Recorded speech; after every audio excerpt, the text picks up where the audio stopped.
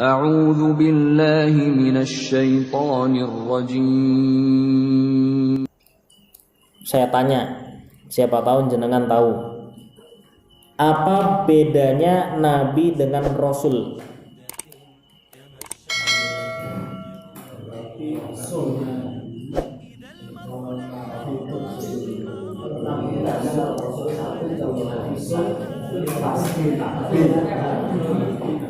Kalau rasul itu pasti nabi, nabi belum tentu rasul.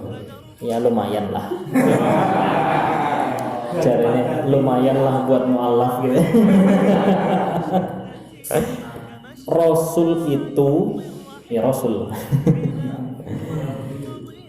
Kalau rasul itu membawa syariat baru. Kalau nabi tidak, dia hanya meneruskan syariat rasul sebelumnya. Contoh, Nabi Daud diberi kitab namanya kitab Zabur. Ya. Kemudian punya anak namanya Nabi Sulaiman alaihi salam. Dia tidak diberi kitab. Dia hanya meneruskan, melanjutkan ajaran dari bapaknya, yaitu Nabi Daud. Maka Daud itu disebut sebagai nabi dan rasul, sementara Sulaiman hanya nabi saja, bukan termasuk rasul. Begitu pula ketika kemudian diutus Nabi Musa alaihi salam. Ya, maka Musa membawa syariat baru.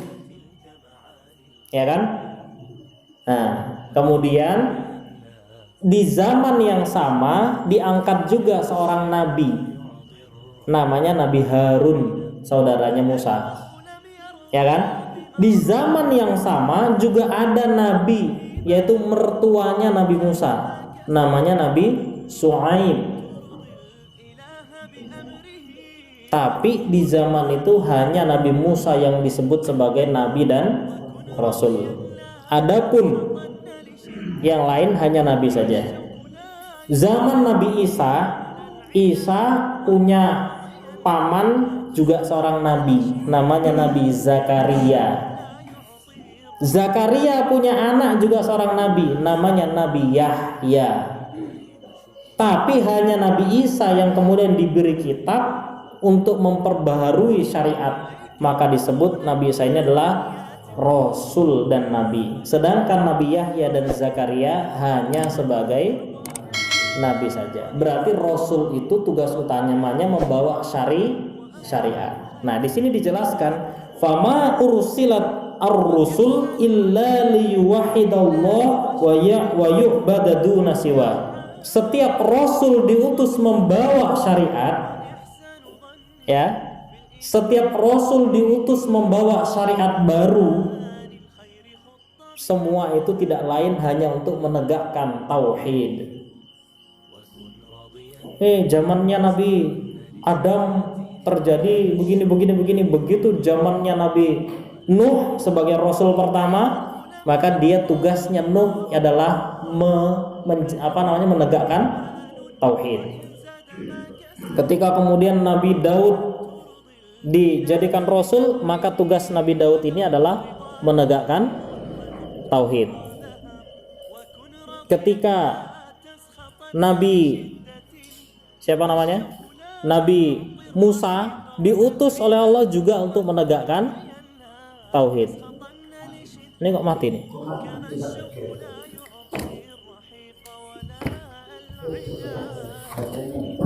Oh.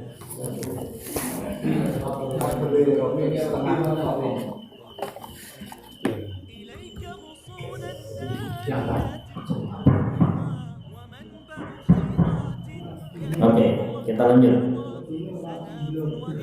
Nah, ketika Nabi Isa alaihi salam diutus, maka tugas Nabi Isa adalah menegakkan tauhid. Ketika Nabi Muhammad diutus, maka Nabi Muhammad disuruh menegakkan tauhid. Ya, kenapa? Setiap nabi diutus untuk menegakkan tauhid alias rasul tadi ini, karena di situ terjadi banyak kesyirikan. Zaman Nabi Nuh, orang beribadah kepada 5 orang solih itu. Diutus Nabi Nuh untuk menegakkan tauhid. Zaman Nabi Daud begitu. Nabi Musa orang mengabdi kepada Fir'aun sampai Fir'aun mengatakan ana rabbukumul a'la, sayalah Tuhanmu yang tertinggi. Diutus Nabi Musa untuk menegakkan tauhid. Zaman Nabi Muhammad, ya, zaman Nabi Muhammad di situ banyak berhala disembah, maka Nabi Muhammad diutus untuk menegakkan tauhid. Bahkan saudara, Nabi Muhammad diutus untuk menerangkan tauhid kepada umat Islam itu selama 10 tahun di Mekah.